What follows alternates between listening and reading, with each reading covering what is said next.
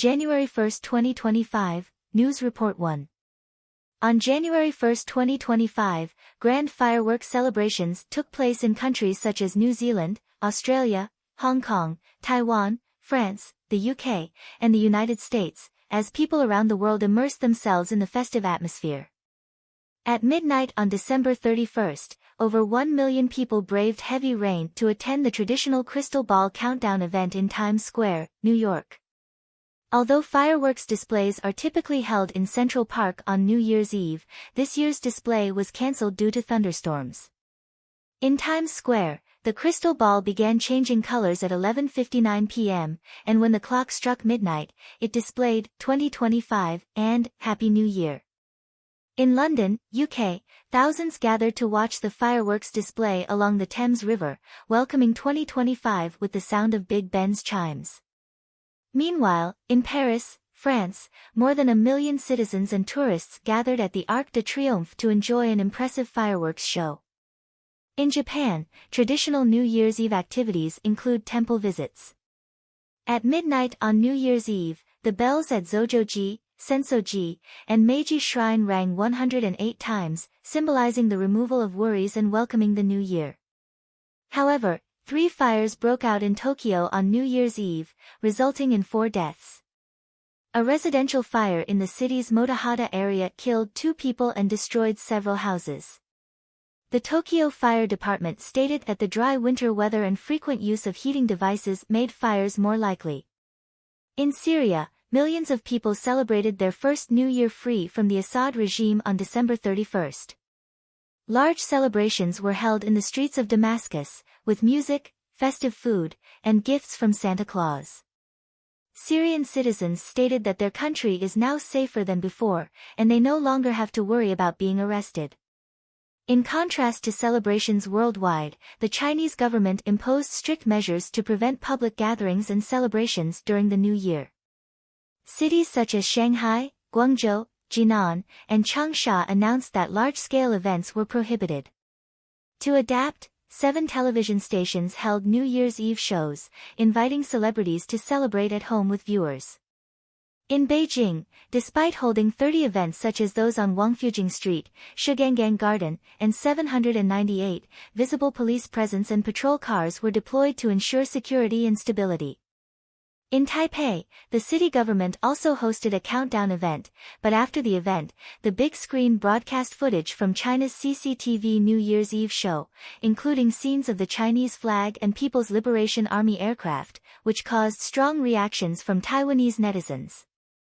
Democratic Progressive Party, DPP, members criticized Taipei Mayor Jiang Wannan for being pro-China and accused him of promoting China's narrative. In October of the previous year, Taipei had aired Douyin videos for national defense education, and in July, simplified Chinese characters appeared on parking fines, leading to widespread questions about Jiang Wannan's political stance. News Report 2. According to the Liberty Times, Ko Wen-jae, the chairman of the Taiwan People's Party, announced on January 1 at the party's Central Committee that he would resign from his position as party chairman. Legislator Huang Kuo-chang will temporarily serve as the acting party chairman. Ko explained that due to lengthy judicial processes, he did not want this to affect the development of the party. Ko is currently involved in multiple corruption cases, with prosecutors seeking a 28.5-year prison sentence for him, and he has already posted bail of 70 million NTD. This year marks the election year for the Taiwan People's Party, with the election of a new party chairman and Central Committee members scheduled for February 1. However, a poll released on January 1 showed that 56.4% of Taiwanese people believe Ko Wen-jae accepted bribes in the Jinhua case, and 52% believe he embezzled the political funds of the Taiwan People's Party.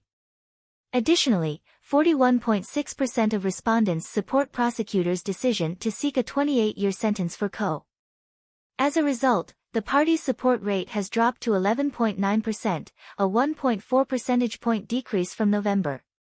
The poll, conducted from December 29 to 30, surveyed 1,100 Taiwanese adults. The results show that the party's declining support reflects its gradual bubble burst, and Ko Wen-jae's political future is facing significant challenges. Some believe Ko has lost his political prospects, and there are even accusations that he deceived the Taiwanese people. News Report 3. According to Radio Free Asia, China has carried out united front operations targeting Taiwan through the Fujian Daily Group and Fujian Radio and Television Group. These two groups use print and electronic media to penetrate Taiwan with propaganda. The Fujian network is considered a key battleground for Taiwan-related propaganda, and these media outlets extensively edit political commentary programs from Taiwan, such as those from Zhongtian, CTS, and TVBS, creating news content and broadcasting it on platforms such as Straits TV, Zhongtian's second channel, and YouTube. It is reported that former Fujian Daily President Ma Jinlin and committee member Lin Jingdong, along with reporters from Fujian TV, actively search for intermediaries in Taiwan to spread United Front programs through self-media, further expanding their influence. Taiwan's Mainland Affairs Council, MAC, Minister Chiu Choi-ching stated that Fujian's media outlets have long been at the forefront of Taiwan-related propaganda, producing programs that focus on issues like U.S.-Taiwan relations, Tsai Ing-wen, Lai Ching-te, and the Taiwanese military, all aimed at influencing public opinion in Taiwan. However, Chiu pointed out that the credibility of these contents is very low and that the main audience affected is those already inclined to pro-China views, especially some Kuomintang, KMT, supporters. News Report 4. According to the South China Morning Post, the People's Liberation Army, PLA, and China Mobile have recently developed a proud project, the world's first military mobile weapon base station. This base station claims to be able to control up to 10,000 drones, robotic dogs, and other combat platforms within a radius of 3 kilometers, providing 5G network support. However, from a technical perspective, this project has significant issues. The technical characteristics of 5G base stations mean that their coverage range is very limited, typically only 500 meters, whereas 4G base stations can cover up to 3 kilometers.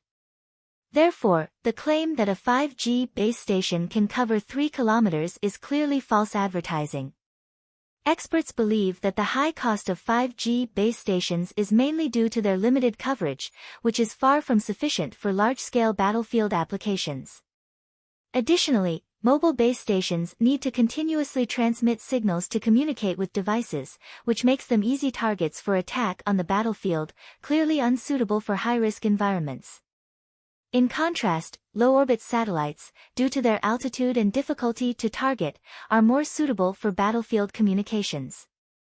Therefore, experts suggest that the PLA's project may be more about attracting attention from higher authorities rather than a true technological breakthrough. Overall, this seemingly innovative technology may merely be a form of propaganda to cover up technological shortcomings, with no actual technological innovation behind it. News Report 5. According to data released by the China National Film Administration on January 1, 2024, the total box office revenue for China's film market in 2024 was 42.5 billion renminbi, a 23% year-on-year decrease.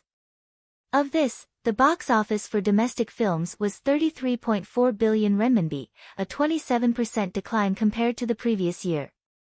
This data reflects the sluggishness of the Chinese film industry and shows the impact of China's economic downturn. Typically, during an economic slump, movie box office sales tend to rise, as movies are a relatively cheap form of entertainment. However, China's film market has seen a decline in box office sales amid economic difficulties, indicating that the slowdown in the Chinese film market has reached a new phase, where even basic entertainment like movies is being widely abandoned. Data shows that the average ticket price for Chinese films in 2024 was 42 renminbi, but the number of screenings increased by 13 million compared to 2023. While the decrease in ticket prices and increase in screenings reflect the sluggishness of the market, they failed to significantly boost total box office revenue, further indicating the loss of audience interest. Reuters analysis attributes the decline in China's film box office to three main factors. First, the decline in the number of feature films. In 2024, China produced 612 films, a decrease of 180 compared to the previous year, reflecting a decline in China's investment and production capabilities in cinema. Second, the rise of online microseries and short dramas, which have taken a share of the box office. Third, the poor economic situation has made the traditional lipstick effect of movies, where people still spend on low-cost entertainment during economic downturns, less effective. News Report 6. According to reports from Hubei Jupai News, Suzhou High School recently released a list of newly hired teachers. As one of China's 4 top prestigious schools, Suzhou High School has hired 13 new teachers, 8 of whom hold doctoral degrees, and 5 hold master's degrees. Notably, 10 of these teachers are from Tsinghua University and Peking University, and none come from normal universities. Suzhou High School, one of the 4 famous schools in Jiangnan, is also the alma mater of Nobel laureate Li Zhengdao. Education expert Xiong Bingqi pointed out that this phenomenon is no longer new, but is becoming the norm. He stated that with 1 million graduate students graduating annually in China, the proportion of graduates with higher education is now comparable to the ratio of undergraduate to vocational degrees in the 1990s. The tough job market has led many highly educated graduates to struggle to find work, forcing them to lower their job expectations. News Report 7. Recently, a company offering a pretend to work service has attracted widespread attention. The company advertised its service, attracting many unemployed individuals to sign up. The advertisement stated that if you are unemployed and do not want your family to know, you can join the company's Pretend to Work program. The company will provide a workstation where you are allowed to play on your phone freely without completing actual work tasks. The boss will pretend to assign work, but you can choose to refuse these tasks. The working hours are from 10 a.m. to 5 p.m., and no clocking in is required. Additionally, a lunch subsidy of 30 renminbi will be provided each day. This advertisement trended on December 30th, sparking heated discussions online. The idea provides psychological comfort to unemployed individuals, allowing them to appear employed in front of their families, thus avoiding the embarrassment and pressure caused by unemployment. Although the service does not solve the actual employment issue, its unique concept offers short-term psychological relief to those out of work. News Report 8. According to a report released by WeChat on December 31, 2024, the total number of political prisoners and prisoners of conscience currently held in China is 1,651. The report mentioned that among them is pro-democracy activist Wang Bingzhang, who has been incarcerated for 22 years, as well as former deputy director of the commentary department at Guangming Daily, Dong Yuyu, who was sentenced to 7 years in prison in November 2024 for espionage. Another prominent case is that of Li Yixue, a woman from Jiangxi who was diagnosed with mental illness and subsequently detained. Hong Kong media tycoon Jimmy Lai is also listed among the political prisoners. The Rights Defense Network points out that the number of political prisoners and prisoners of conscience is a critical indicator of human rights conditions. The report emphasizes that the Chinese government's actions reflect its ongoing crackdown on dissidents and independent media, with strict restrictions on freedom of speech and the press. News Report 9. On December 31, 2024, the U.S. Department of the Treasury announced sanctions on 2 military organizations in Russia and Iran, accusing them of spreading fake news and engaging in information warfare during the U.S. elections. One of the sanctioned organizations is the Geopolitical Expertise Center, under the Russian Military Intelligence Agency, and the other is the Cognitive Design Production Center, under the Iranian Islamic Revolutionary Guard Corps. The Treasury Department stated that the Russian Geopolitical Expertise Center was responsible for producing and spreading false information about U.S. presidential candidates, while Iran's Cognitive Design Production Center has been involved in stoking political tensions in the U.S. since 2023 and increasing protests against the Gaza war. News Report 10. According to AFP, on January 1, 2024, Ukraine and Russia announced the cessation of Russian natural gas transit through Ukraine to Europe. This pipeline mainly transported natural gas to Slovakia and was one of 2 main routes for Russian gas to Europe. The only remaining route now is the northern route. The pipeline generates about $5 billion in revenue for Russia each year, while Ukraine receives about $800 million in transit fees. The gas transport contract signed between Russia and Ukraine in 2019 expired on January 1, 2024. Despite the EU urging Ukraine to maintain gas supplies, Ukraine ultimately decided to cut off this supply route due to the changing war situation. Meanwhile, Hungary and Slovakia continue to rely on Russian natural gas and have not yet taken alternative measures. In 2023, Europe imported 17 million tons of natural gas from Russia, accounting for 18% of its total imports. Additionally, a confidential 2014 Russian military document obtained by the Financial Times shows that Russia had developed a contingency plan to attack Japan and South Korea in the event of conflict with NATO.